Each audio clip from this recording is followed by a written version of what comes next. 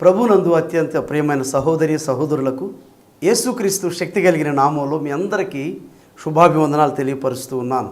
మీరందరూ ఎలా ఉన్నారు? యేసయ్య మనకు అనుగ్రహించిన ఆ రక్షణలో ప్రతినిత్యం ఆనందిస్తున్నారా? రండి, ఈరోజు దేవుని వాక్యాన్ని ధ్యానం చేసుకుందాం. నెహెమ్యా గ్రంథం 4వ అధ్యాయం 14వ వచనం 20వ వచనం భాగాన్ని చదువుకుందాం. అంతటా నేను లేచి చూచి ప్రధానులతోనూ అధికారులతోనూ జనులతోనూ వారికి మీరు భయపడకుడి, మహాగణుడను భయంకరుడునగు యెహోవాను జ్ఞాపకము చేసుకుని మీ సహోదరుల పక్షముగాను మీ కుమారుల పక్షముగాను మీ కుమార్తెల పక్షముగాను మీ భార్యల పక్షముగాను మీ నివాసము మీకుండునట్లు యుద్ధము చేయుడి అంటిని. 20వ వచనం. కనుక ఏ స్థలంలో మీకు బాకానాదం వినబడునో అక్కడికి మా దగ్గరకు రండి, మన దేవుడు మన పక్షముగా యుద్ధము చేయును. ప్రియ సహోదరి సహోదరులారా, మరి చదివినటువంటి లేఖన భాగంలో మనము ఈ యొక్క నెహెమ్యా మంచి ప్రార్థనాపరుడు, ఈ నెహెమ్యా మంచి నాయకుడు, దేవుని శక్తిని అనుభవించినటువంటి వాడు. మరి తన ప్రజలైన ఇశ్రాయేలీలు చెరపట్టబడిన వారిలో శేషించిన వారు బహుగా శ్రమలు పొందుతున్నారని, నిందలు అనుభవిస్తున్నారని,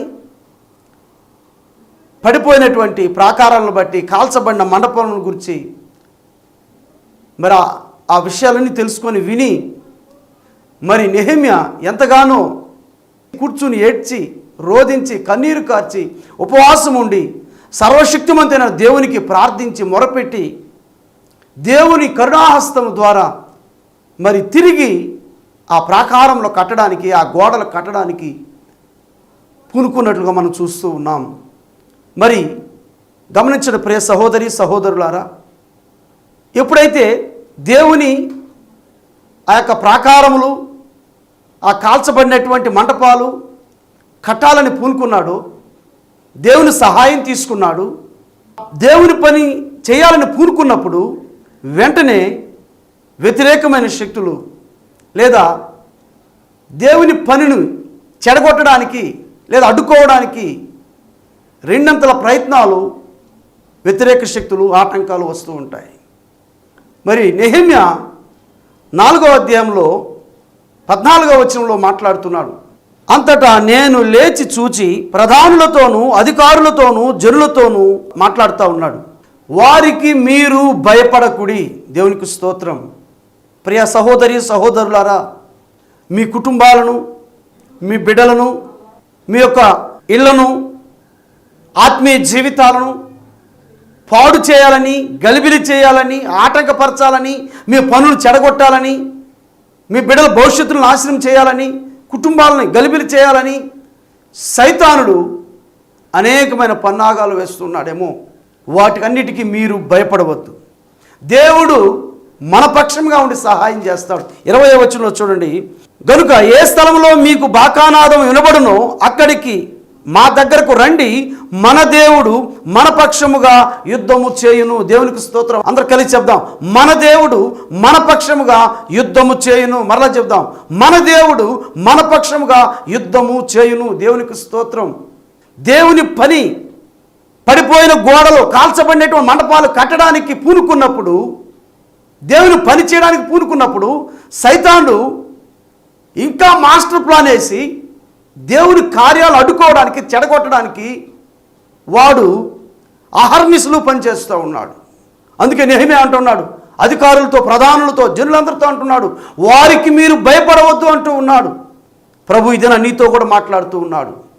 నీతో వాదోపవాదాన్ని దిగిన వారు, నీతో కోర్టులో యుద్ధం చేయడానికి వచ్చినటువంటి వారు, నీకు వ్యతిరేకంగా మాట్లాడినటువంటి వారు, మీ కుటుంబాన్ని వీధికి ఈడ్చి గలిబిలి చేస్తున్నటువంటి వారు, మీ బిడ్డల జీవితాలను నాశనం చేసేటువంటి వారు, వారిని చూసి మీరు భయపడవద్దు. మన దేవుడు మన పక్షముగా యుద్ధం చేస్తున్నాడు. దేవునికి స్తోత్రం. మన దేవుడు, నా దేవుడు నీ పక్షంగా యుద్ధం చేయబోతూ ఉన్నాడు. ఆయన నీ పక్షంగా ఉంటూ ఉన్నాడు. ఆయన నీ పక్షంగా ఉంటే నీకు విరోధి ఎవరు ఉండరండి. రోమాపత్రిక 8వ అధ్యాయం 31వ వచనం. యేసయ్య నీ పక్షంగా ఉన్నాడు. కనుక సహోదరి సహోదరులారా, మీ సహోదరుల గురించి ప్రార్థన చేయండి, మీ సహోదరుల గురించి పోరాడండి, మీ భార్యల గురించి పోరాడండి, మీ కుమార్తెల గురించి పోరాడండి, మీ కుమారుల గురించి పోరాడండి, మీ ఇళ్ళ గురించి పోరాడండి. నెహెమ్యా మాట్లాడుతూ ఉన్నాడు, వారి గురించి మీరు యుద్ధం చేయండి అని చెప్తూ ఉన్నాడు. ఈ దినం కుటుంబాలను లేదా సంఘాన్ని గలిబిలి చేయడానికి సైతానుడు డైరెక్ట్గా సంఘంలో కాదు కానీ ఒక్కొక్క కుటుంబాన్ని, ఆ కుటుంబంలో ఒక్కరి వ్యక్తిని వాడు టార్గెట్ చేసుకుంటూ ఉన్నాడు. ఆ వ్యక్తి ద్వారా ఆ కుటుంబం ద్వారా ఆ సంఘం గలిబిలి చేయడానికి వాడు ఎవరిని మింగుదునా అని గర్జించు సింహం వల్లే వెతుకుచున్నాడంట. చూస్తూ ఉన్నాడు. 1 పేతురు 5వ అధ్యాయం 8వ వచనం ప్రకారంగా, నిబ్బరమైన బుద్ధి గలవారై మెలకువగా ఉండుడి, మీ విరోధి అయిన అపవాది గర్జించు సింహము వలె ఎవరిని మృంగుదునా అని వెదుకుచూ తిరుగుచున్నాడు. చూడండి, మీ విరోధి అంట, మన విరోధి వాడు సైతానుడు గర్జించు సింహము వలె ఎవరిని మింగుదునా అని వెదుకుచూ తిరుగుచున్నాడంట. కనుక నిబ్బరమైన బుద్ధి గలవారమై మెలకుగా ఉండాలి. వాడు ఎవరిని మృంగుదునా, ఏ కుటుంబంలో ఏ వ్యక్తిని మృంగుదాము, ఏ కుటుంబంలో ఏ వ్యక్తిని వాడు స్వాధీనపరచుకోవాలని చూస్తూ ఉన్నాడు, ఆ కుటుంబాన్ని గలిబిలి చేయాలని చూస్తూ ఉన్నాడు. భార్యాభర్తల మధ్య గొడవలు తీసుకొస్తూ ఉన్నాడు, తల్లిదండ్రులు బిడ్డల మధ్య గొడవ తీసుకొస్తూ ఉన్నాడు, సమాధానం లేకుండా చేస్తూ ఉన్నాడు. యోహాను సువార్త 10వ అధ్యాయము 10వ వచనం చూస్తే, దొంగ నాశనం చేయుటకు నువ్వు దోచుకోవడానికి చంపడానికి వస్తాడంట. మరి సైతానుడు వాడు ప్లాన్స్, వాడి ప్రణాళికలు అనేకం సిద్ధం చేసుకుని దేవుని బిడ్డలను, దేవుని కుటుంబాన్ని, దేవుని సంఘాన్ని గలిబిలి చేయాలని, పాడు చేయాలని వాడి ప్రణాళికలు సిద్ధం చేస్తున్నాడు. కనుక నీవు నేను యేసయ్య బిడ్డలంగా ప్రభు రక్తం చేత కడగబడిన వారంగా మెలకువ కలిగి ఉండాలంట. ప్రార్థనలో మెలకువ కలిగి ఉండాలి, విశ్వాసంలో నిలకడగా ఉండాలి, పౌరుషం గలవారమై ఉండాలి, బలవంతులై ఉండాలి, ప్రభు కొరకు సాక్షులుగా ఉండాలి. మన విరోధి గర్జించు సింహం వలె ఉన్నాడంట.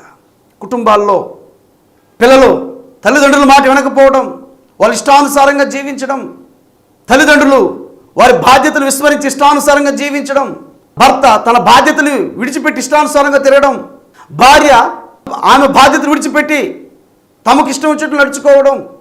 సైతానుడు పలు రకాలుగా చేస్తున్నాడేమో. భర్త మాట భార్య వినేటట్టుగా లేకుండా చేస్తున్నాడేమో, భర్త భార్యని ప్రేమించకుండా చేస్తున్నాడేమో, పిల్లలు తల్లిదండ్రుల మాట వినకుండా వారి ఇష్టానుసారంగా జీవిస్తున్నారు, స్వేచ్ఛగా జీవిస్తున్నారు, లోబడినటువంటి పిల్లలు అయిపోయి ఉన్నారేమో. సైతానుడు వారి మధ్య పనిచేస్తూ ఉన్నాడు, కుటుంబాలని నాడు గలిబిలి చేస్తూ ఉన్నాడు. నెహెమ్యా చెప్పినట్లుగా మీ సహోదరుల కోసం ప్రార్థించండి, మీ భార్యల కోసం ప్రార్థించండి, మీ పిల్లల కోసం ప్రార్థించండి, మీ కుమార్తెల కోసం ప్రార్థించండి, మీ కుమారుల కోసం ప్రార్థించండి, మీ ఇళ్ళ కోసం ప్రార్థించండి. దేవుడు మన పక్షముగా నుండి యుద్ధం చేయబోతూ ఉన్నాడు. దేవుడు నీ పక్షముగా ఉండి యుద్ధం చేయబోతూ ఉన్నాడు. వారికి భయపడవద్దు, సాతానుడికి భయపడవద్దు, శత్రువులకు భయపడవద్దు. నీకు సహాయం చేసే దేవుడు నీ పక్షముగా ఉంటూ ఉన్నాడు. ఆయన నీకు సహాయం చేస్తూ ఉన్నాడు. ఆయన వాడు నేను ఎన్ని భయభ్రాంతులు కలుగజేసినను, నీ కుటుంబాన్ని కోలదీయాలని పలు రకాల పన్నాగములు వేసినను, ప్రభువు నీ పక్షంగా ఉండి నిన్ను నిలబెట్టబోతూ ఉన్నాడు, నిన్ను దీవించబోతూ ఉన్నాడు, నీ బిడ్డలను దీవించబోతూ ఉన్నాడు, నీ భార్యను దీవించబోతూ ఉన్నాడు, నీ భర్తను దీవించబోతూ ఉన్నాడు. అన్ని విషయాల్లో ప్రభువు మీ పక్షముగా ఉండి మీ కుటుంబాన్ని దీవించబోతూ ఉన్నాడు. మీ కుటుంబాల కోసం యుద్ధం చేయండి. Fight for your family, fight for your brothers, fight for your children, fight for your daughters, fight for your sons, fight for your wife, fight for your houses. ప్రియ దేవుని బిడ్డలారా, యుద్ధం చేయండి. సైతానుడు వారి కుయుక్తులను గమనించి, వారి పన్నాగములు గమనించి, ప్రార్థనలో నిలకడగా ఉండి, ప్రార్థనలో మెలకువగా ఉండి, విశ్వాసంలో నిలకడగా ఉండి, బలవంతులై ఉండి, రోషము కలిగిన వారై ఉండి సాతాను దుర్గములను కొలదొద్దాం. కుటుంబాలుగా కలిసి ప్రార్థన చేయాలి. ఒకే కుటుంబంలో ఉంటూ, ఒకే ఇంట్లో ఉంటూ, తల్లిదండ్రులు పిల్లలు అందరూ కలిసి ఒకే ఇంట్లో ఉంటూ ఉన్నారు, కానీ ప్రార్థన చేయరు. ఒకే గదిలో ఉంటూ ఉన్నారు, కలిసి ప్రార్థన చేయరు. కలిసి ఒకే భోజనం చేస్తూ ఉన్నారు, కలిసి ప్రార్థన చేయరు. ఒకే ఫ్యాన్ కింద ఉంటూ ఉన్నారు, కానీ కలిసి ప్రార్థన చేయరు. సైతానుడు చేయలేడు. సిగ్గు, బిడియం, గలిబిలి ఏదో ఒకటి గజిబిజి చేసి, బిజీ షెడ్యూల్ చేసి కుటుంబాలు గలిబిలి చేస్తున్నాడు ఈ దినాన. నీ కుటుంబం ప్రభువులో కట్టబడేదానికోసం, నీ బిడ్డలు ప్రభువులో కట్టబడేదానికోసం నువ్వెంతైనా పోరాడవలసి ఉంది. నువ్వెంతైనా ప్రార్థన చేయవలసి ఉంది. నువ్వెంతైనా మోకాళ్ళ మీద ప్రార్థించవలసి ఉంది. చూడండి, విలాప వాక్యములు 2వ అధ్యాయం 19వ వచనం చదివితే, రేయి మొదటి జామును నువ్వు లేచి ప్రార్థించమని చెప్పి రాయబడింది అక్కడ. చక్కటి మాట. నీవు లేచి రేయి మొదటి జామున మొరపెట్టుము, నీళ్లు కుమ్మరించినట్లు ప్రభువు సన్నిధిని నీ హృదయమును కుమ్మరించుము. నీ పసిపిల్లల ప్రాణము కొరకు నీ చేతులను ఆయన తట్లు ఎత్తుము. దేవునికి స్తోత్రం. నువ్వు లేచంట రేయి మొదటి జామున ప్రార్థన చేయాలి. నీళ్లు కుమ్మరించినట్టు నీ హృదయమును ప్రభు సన్నిధిలో కుమ్మరించమంటూ ఉన్నాడు. నీ పసిపిల్లల కొరకు ప్రభు వైపు చేతులెత్తి ప్రార్థన చేయమంటూ ఉన్నాడు. నీ హస్తాలు ఎత్తి నీ బిడ్డల మీద ఉంచి, వారి నిద్రపోతున్నారు వారి మీద ఉంచి ప్రార్థించు. వారి భవిష్యత్తు కోసం ప్రార్థించు. మంచి ఆరోగ్యం కోసం ప్రార్థించు. లోబడే పిల్లలుగా ఉండుటకు ప్రార్థించు. దేవుని సన్నిధికి వచ్చే పిల్లలుగా ప్రార్థించండి. దేవుని మందిరంలో ఉండే పిల్లలుగా ప్రార్థించండి. దేవుడు వాక్యాన్ని వినే బిడ్డలుగా ఉండాలని ప్రార్థించండి. దైవ సేవకుడు మాటకు లోబడే బిడ్డలుగా ఉండాలని ప్రార్థించండి. దేవుడు వాక్యానికి లోబడే ఉండే పిల్లలుగా ఉండాలని ప్రార్థించండి. ఎంతమంది ఈ దినాన మీ బిడ్డల గురించి మీరు ప్రార్థన చేస్తూ ఉన్నారు? ఎంతమంది మన బిడ్డల గురించి మనం ప్రార్థన చేస్తూ ఉన్నాం? వారి భవిష్యత్తు గురించి, అన్నిటి గురించి ప్రార్థన చేస్తూ ఉన్నాం. మంచి బట్టలు కావాలి, మంచి లైఫ్ కావాలి, మంచి ఉద్యోగం కావాలి, మంచి జీవిత భాగస్వామి కావాలి, మంచి బిల్డింగ్ కావాలి, మంచి అపార్ట్మెంట్ కావాలి, మంచి వాహనాలు కావాలి, మంచిగా దేవుని సన్నిధిలో ఉండాలని ఎంతమంది ప్రార్థన చేస్తూ ఉన్నారు? దేవుని భయభక్తుల్లో నా బిడ్డలు పెరగాలని ఎంతమంది ప్రార్థన చేస్తూ ఉన్నారు? నా బిడ్డలు దేవుని సన్నిధిలో అంటి పెట్టుకుని ఉండాలని ఎంతమంది ప్రార్థన చేస్తూ ఉన్నారు? నా బిడ్డలు దేవుని చేత దీవించబడాలని ఎంతమంది ప్రార్థన చేస్తూ ఉన్నారు?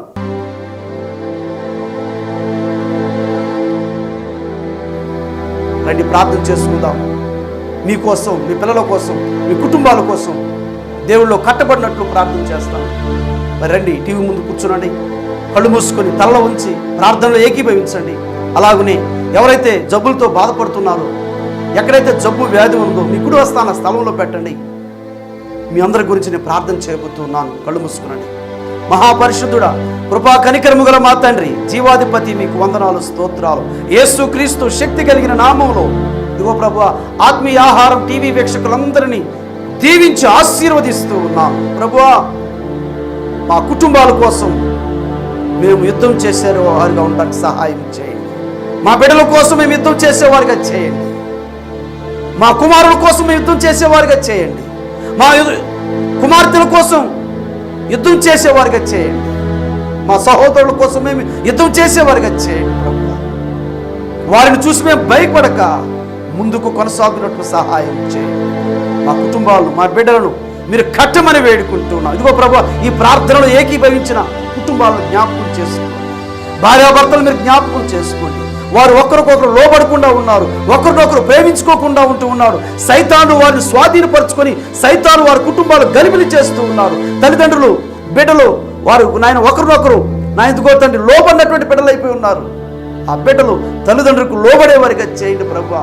వారి కుటుంబాల్లో, గృహాల్లో పనిచేస్తున్న సాతాను దుర్గములను, చీకటి శక్తులను యేసు నామములో బంధించి బయట వెళ్ళగొడుతున్నాం. నెమ్మది, సంతోషం, సమాధానము యేసు నామములో ఇప్పుడే కలుగును గాక. నెమ్మది, సంతోషం, సమాధానం యేసుక్రీస్తు నామములో ఇప్పుడే కలుగును గాక. వారి గృహాల్లో పనిచేస్తున్న, కనబడకుండా పనిచేస్తున్న చీకటి అంధకార శక్తులను యేసు నామములో బంధించి బయట వెళ్ళగొడుతూ ఉన్నాను. బిడ్డలను దీవిస్తున్నాను, కుటుంబాలను దీవిస్తూ ఉన్నాను. యేసయ్యా, మీకు వందనాలు, స్తోత్రాలయ్యా. జబ్బులతో, వ్యాధులతో బాధపడుతున్న బిడ్డలు జ్ఞాపకం చేసుకొని వారి కుడి హస్తాల్లో ఉంచి ఉన్నారు. నాయన, ఎక్కడ జబ్బు అయితే ఉందో, వారు హస్తం పెట్టిన చోట ఎక్కడ జబ్బు ఉందో, ఎలాంటి వ్యాధి ఉందో, ఎలాంటి క్రిమి ఉందో యేసు నామములో దాన్ని గద్దించి బయట వెళ్ళగొడుతూ ఉన్నాం. ఇప్పుడే నజరేయుడైన యేసు నామములో విడుదల కలుగును గాక. ఆ బోన్ సంబంధించిన వ్యాధులు, కిడ్నీ వ్యాధులు, గుండె సంబంధించిన వ్యాధులు, ప్రభువా లివర్ సంబంధించిన వ్యాధులను బ్రెయిన్కి సంబంధించిన వ్యాధులతో బాధపడుతున్న బిడ్డలు మీరు కనికరించండి. క్యాన్సర్ కణితులను యేసు నామములో గద్దిస్తున్నాను ప్రభు. యేసయ్యా, మీ గాయపడిన హస్తంతో మీ బిడ్డలను తాకండి, ముట్టండి. మీ గాయముల ద్వారా మాకు స్వస్థత కలుగుతున్నది తండ్రి. ఇప్పుడే మీ అమూల్యమైన శిలువ రక్తాన్ని వారి తల నుంచి అరికాలు వరకు నర నరములో ఎముకలు మూలుగులు ప్రవహింపచేసి స్వస్థతను చేకూర్చమని మీ సాక్షిగా నిలబెట్టుకోమని వేడుకుంటూ ఉన్నాం. దురాత్మ శక్తుల చేత, చేతబడి శక్తుల చేత బాధింపబడుతున్న బిడ్డలను యేసు నామములో విడిపిస్తూ ఉన్నాను. వారి కుటుంబంలో నెమ్మది, సంతోషము, సమాధానం కలుగును గాక. ఆయన నీ బిడ్డలు చేస్తున్న వ్యాపారములను, ఆయన బిజినెస్ను యేసుక్రీస్తు నామములో దీవిస్తూ ఉన్నాను ప్రభు. నీకు స్తోత్రము. గర్భఫలం కోసం ఎదురు చూస్తున్నా నీ బిడ్డలను మీరు కనికరించండి. యేసు నామములో గర్భద్వారములు తెరవబడును గాక. చక్కటి సంతానము యేసు నామములో నీ బిడ్డలకు అనుగ్రహిస్తూ ఉన్నాం ప్రభు. నీకు స్తోత్రము. వారి మీ గర్భములను పనిచేస్తున్న చీకటి దురాత్మ శక్తులను యేసు నామములో బంధించి ఆ బిడ్డలకు చక్కటి సంతానమును యేసు నామములో అనుగ్రహిస్తూ ఉన్నాం ప్రభు. నీకు స్తోత్రాలు. ప్రార్థనలో ఏకీభవించిన ప్రతి బిడ్డను దీవించి ఆశీర్వదించి ప్రభువా మీరే మహిమ పొందమని యేసయ్య శక్తి కలిగిన నామములో ప్రార్థించి వేడుకుంటున్నాము తండ్రి. ఆమేన్. అందరికీ వందనాలు. నా పేరు జోసెఫ్, మాది నార్త్ ఓత్తూరు. మేము గత 2023 సంవత్సరంలో ఇక్కడికి వచ్చాము. వరప్రసాద్ సార్ సన్నిధికి వచ్చాము. మేము వస్తే నాకు అయ్యగారు నాకు ప్రార్థన ఆయిల్తో అభిషేకం ఇచ్చాడు, ప్రార్థన చేశాడు నాకు. తర్వాత నాకు మ్యారేజ్ అయింది. మ్యారేజ్ అయిన తర్వాత తక్కువ సమయంలో నాకు దేవుడు నందుండి గొప్ప కార్యం చేశాడు. ఆ కార్యమే ఇప్పుడు ఏంటంటే అది 7th మంత్ మాసం జరుగుతుంది. ఈ సాక్షిని దేవుడు దీవించిన కాక వరప్రసాద్ సార్కి, ప్రార్థన చేసిన సార్కి నా వందనాలు. అందరికీ వందనాలు. నా పేరు శాంతి. నేను మాది వెంకటేశ్వరపురం, నెల్లూరు జిల్లా. నాకు 2 సంవత్సరాల నుంచి ఒళ్ళంతా నొప్పులు. ఆ నొప్పులు భరించలేక నేను టీవీలో వరప్రసాద్ సార్ ప్రోగ్రాం చూశాను. సార్ దగ్గరకు పోయాను. సార్ 1 వారంలోనే నా ప్రార్థన చేసి నాకు స్వస్థత కలిగించాడు. 2 సంవత్సరాల నుంచి నాకు బాడీ అంతా ఒకే పెయిన్స్. వరప్రసాద్ సార్ కాడికి 1 వారమే ప్రార్థనకు పోయాను, నన్ను స్వస్థపరిచాడు. ప్రార్థన చేసిన వరప్రసాద్ సార్కి నా వందనాలు. అందరికీ వందనాలు. నా పేరు అన్న, చామాతల గ్రామం, అది నెల్లూరు జిల్లా. ఇక్కడ వరప్రసాద్ పాస్టర్ గారి దగ్గరికి వచ్చాను. 7 వారాలు రమ్మన్నారు. అంటే 3 వారాలు వచ్చినాకనే మా పాపకి జాబ్ ఇచ్చాడు దేవుడు. ఆ దేవుని నామముకి వందనాలు. ఈ ప్రార్థన చేసిన వరప్రసాద్ పాస్టర్ గారికి వందనాలు. అందరికీ వందనాలు. మా వెంకటేశ్వరం, మాది వెంకటేశ్వరం. నాకు మోకాళ్ళు నొప్పులు ఉన్నాయి. హాస్పిటల్కి వెళ్ళాము, 2-3-4 హాస్పిటల్ తిరిగాము, నాకు తగ్గలేదు. వరప్రసాద్ సార్ గారికి టీవీలో చూసాము, యాడ్ చూసి ఇక్కడికి పోయిన వారం వచ్చాము. పోయినది 2వ వారంలో నాకు బాగా మోకాళ్ళు నొప్పి బాగా తగ్గింది. నా కోసం ప్రార్థన చేసిన వరప్రసాద్ గారికి వందనాలు. దేవుడి నామానికి మహిమ గనుక కాక. అందరికీ వందనాలు. నా పేరు జాన్ మార్కు, టీబీగూడెం మండలం, మాచర్లవారిపాలెం మాది, నెల్లూరు జిల్లా. మా యొక్క కుమారుడు కూతురు పుట్టుంటే అక్కడ హాస్పిటల్లో చాలా ఇబ్బంది అయ్యి బాక్సులో పెట్టి ఉన్నారు. మేము ప్రతిరోజు మన పాస్టర్ గారు అయినటువంటి మన వరప్రసాద్ పాస్టర్ గారి వాక్యం వింటూ ఉంటాను నేను. ఆ యొక్క దైవదాసుని ద్వారా ఎంతోమంది సాక్ష్యాలు విని బాగుపడి ఉండాలని నేను తెలుసుకుని పాస్టర్ గారికి ఫోన్ చేశాను. పాపకిట్ట ఇబ్బందిగా ఉంది, బాక్సులో పెట్టున్నారు, వాళ్ళు చాలా ఇబ్బంది అని చెప్తున్నారని పాస్టర్ అమ్మ గారికి నేను చెప్పాను. డాక్టర్ గారు మీ పాప సీరియస్గా ఉంది, చాలా డబ్బులు ఖర్చు అవుతుంది అని చెప్పాడు. సరే, వెంటనే మా పాస్టర్ గారు అయినటువంటి చంద్రగిరి వరప్రసాద్ పాస్టర్ గారికి మేము ఫోన్ చేసాము. అయ్యగారు ప్రార్థన చేయగానే వెంటనే కొన్ని నిమిషాల్లోనే మళ్ళా డాక్టర్ తిరిగి వచ్చి మీ పాపకి ఎలాంటి ఇబ్బంది లేదు, మీ పాప క్షేమంగా మీరు ఇంటికి తీసుకెళ్ళచ్చు అని చెప్పాడు. మా పాప కోసం అందరికీ వందనాలు. నా పేరు యశ్వంత్, మా అమ్మగారు రత్నమ్మ, మాది రాపూర్ గ్రామం, నెల్లూరు జిల్లా. అయితే నెల్లూరులోని రామ్కోట్ నగర్లోని వరప్రసాద్ సార్ పాస్టర్ చర్చికి వచ్చి నేను 2-3 సార్లు ఆయిల్తో అభిషేకం చేయించుకున్నాను. అయితే జాబ్ కోసం పాస్టర్ గారి దగ్గర 2 సార్లు ప్రార్థన చేయించుకున్నాను. హైదరాబాద్లో ప్రతి ఒక్క జాబ్ ప్రయత్నిస్తూ ఉండేవాడిని. అయితే దేవుడు ఊహించిన రీతిలో నా జీవితంలో అద్భుతం చేశాడు. నాకు రీసెంట్గా వచ్చిన కానిస్టేబుల్ జాబ్ వచ్చింది. అయితే ఈ కానిస్టేబుల్ జాబ్ కొట్టినట్టు సాధించడానికి 3 స్టేజ్లు ఉంటాయి. ప్రతి ఒక్క స్టేజ్లో నేను వరప్రసాద్ సార్ గారి ఫోన్ చేపించి వరప్రసాద్ సార్ చేత ప్రార్థన చేయించుకుంటున్నాను. ఈ ప్రార్థన నేను ప్రతి స్టేజ్లో సక్సెస్ అయ్యే విధంగా చేసి 3 స్టేజ్లు సక్సెస్ అయ్యి అలాగే జాబ్ కూడా నాకు వచ్చింది. నా కోసం, మా కుటుంబం కోసం ప్రార్థన చేసిన వరప్రసాద్ సార్కి వందనాలు తెలుపుతూ దేవుని నామానికి మహిమ కలుగును గాక. అందరికీ వందనాలు. నా పేరు గణేష్. నేను గుంటూరు నుండి వచ్చాను. నా కాళ్ళ 2 కాళ్ళకి వ్యారికోజ్ వీనస్ వచ్చి 16 సంవత్సరం నుంచి నరకం, యాతన, చీము, రక్తం, ప్రతిరోజు నాకు నరకం, ఈ జీవితం ఎందుకు అనిపించేది. అయితే మా చిన్నమ్మ గారు ఆరాధన ఛానల్ చూసి వరప్రసాద్ అయ్య గారి ప్రార్థన విని, మీరు అక్కడికి వెళ్ళండి, నీకు స్వస్థత కలిగిద్ది, నీ 2 కాళ్ళకి స్వస్థత కలిగిద్దని వివరంగా చెప్పింది. మా అమ్మగారిని తీసుకొని నేను రోజు వచ్చాను, తైలాభిషేకంలో పాల్గొన్నాను. నాకు 2వ వారం నాకు కుడి కాళ్ళకి స్వస్థత కలిగింది. 16 సంవత్సరాల నుంచి నా 2 కాళ్ళకి వ్యారికోజ్ వీనస్ వచ్చి నరక యాతన చూసి ఇబ్బంది పడుతున్నాను. గుంటూరులో నేను ఈ హాస్పిటల్ తిరగని హాస్పిటల్ లేదు. ఎన్నో 3.5 లక్షలు ఖర్చు పెట్టాను, అయినా ఫలితం లేదు. మాకు స్వస్థత కలిగిద్దని నమ్మకంతో మా అమ్మగారిని తీసుకొని వచ్చి నెల్లూరు వచ్చాను. వచ్చిన మొదటి రోజు అయ్యగారు తైలాభిషేకంతో మాకు ప్రార్థన చేశారు. 2వ వారం మేము 10,000 రూపాయలు స్పాన్సర్ చేశాము. 3వ వారానికి నాకు కుడి కాలు స్వస్థత ఇచ్చాడు. గతంలో నేను అసలు నడిచేవాడిని కాదు 2 కాళ్ళతోటి. ఈరోజు నేను నిలబడుతున్నాను, తిరగలుగుతున్నాను, నా అన్నం తింటున్నాను, ఆరోగ్యంగా ఉంటున్నాను, నాకు నిద్ర బాగా పడుతుంది. ఈ వరప్రసాద్ అయ్య గారి దగ్గరికి వచ్చినాక నాకు స్వస్థత కలిగింది. ప్రార్థన చేసిన వరప్రసాద్ అయ్య గారికి వందనాలు. దేవుడి నామానికి మహిమ కలుగును గాక. నా పేరు చిన్నయ్య, మా మిస్సెస్ పేరు రీనా.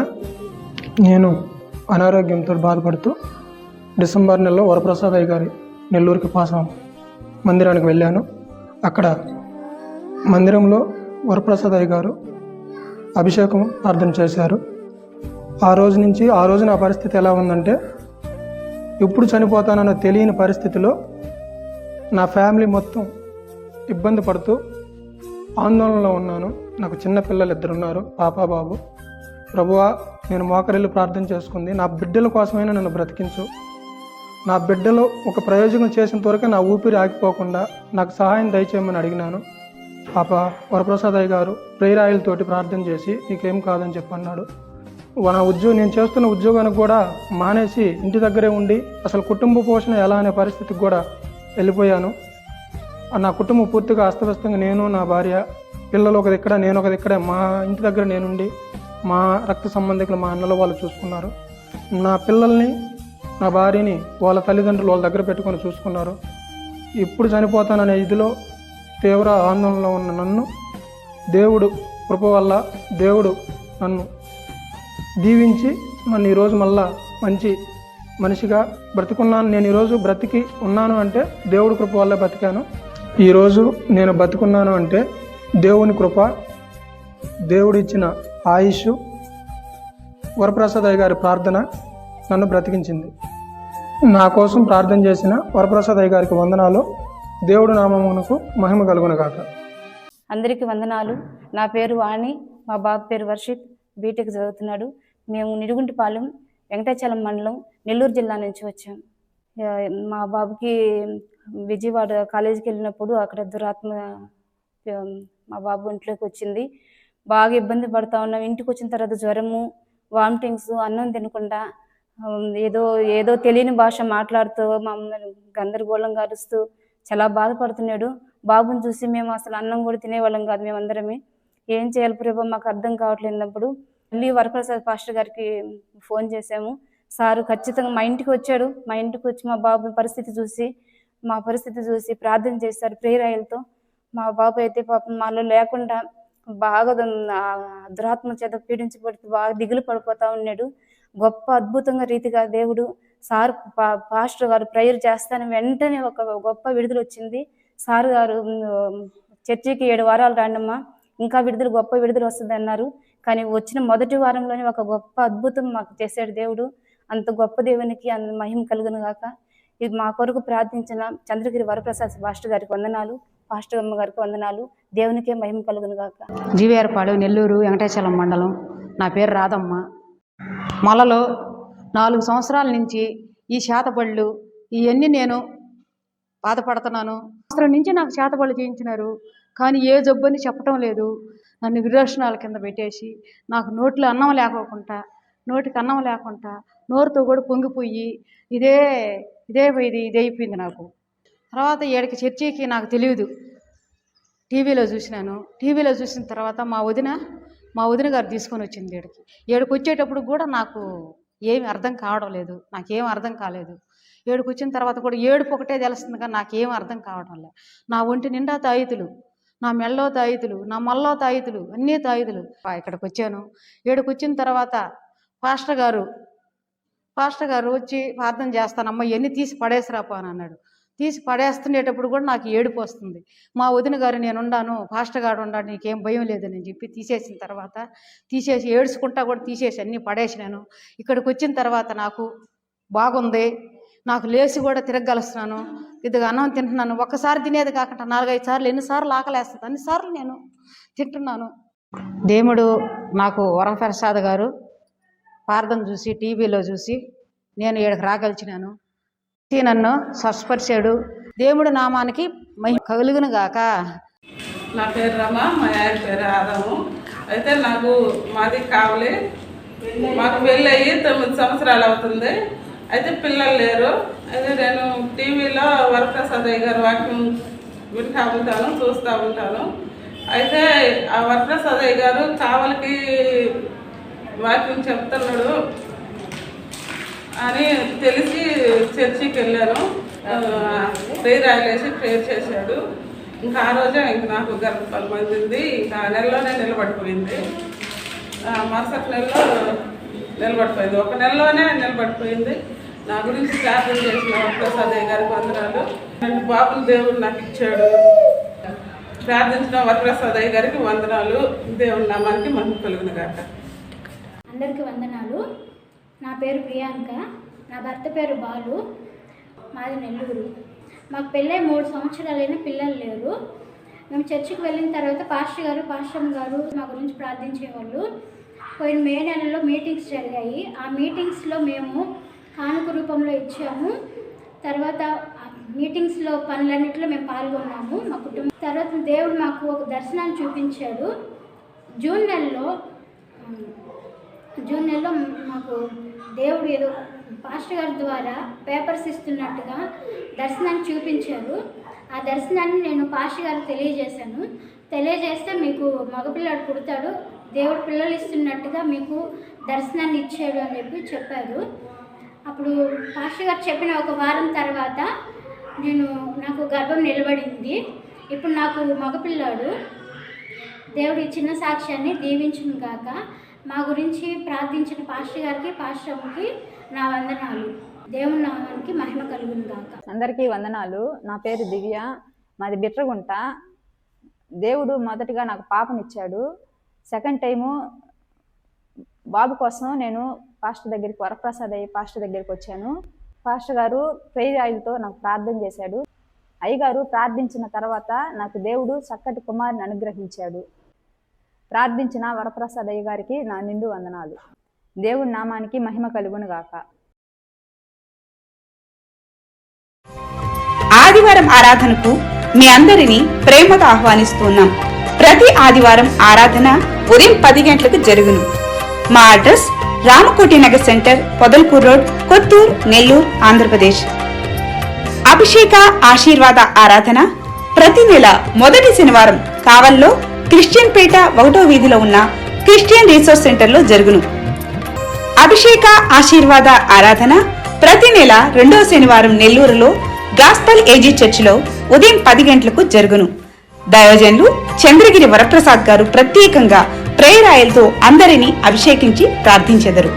మీరు సంప్రదించవలసిన మా ఫోన్ నెంబర్లు 7032597388, 7032697388.